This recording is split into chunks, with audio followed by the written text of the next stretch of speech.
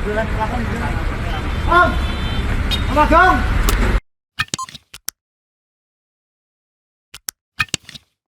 Syeda Ralun, seorang pelaku pengeroyokan driver ojek online, dikabarkan meninggal dunia. Beberapa waktu yang lalu viral di media sosial, seorang driver ojek online atau ojol di kota Semarang menjadi korban penganiayaan saat antri di SPBU Majapahit, Semarang. Mendengar kejadian tersebut, sesama rekan ojol melakukan pencarian terhadap pelaku yang melakukan penganiayaan kepada driver ojol tersebut. Berdasarkan keterangan polisi, para driver ojol menemukan pelaku di sebuah kafe kota Semarang. Setelah itu terjadi keributan antara kedua belah pihak.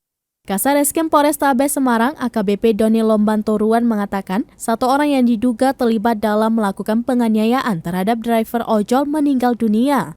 Penyebab meninggalnya terduga pelaku ini karena dikeroyok oleh para rekan korban dengan cara dipukul dan diinjak-injak.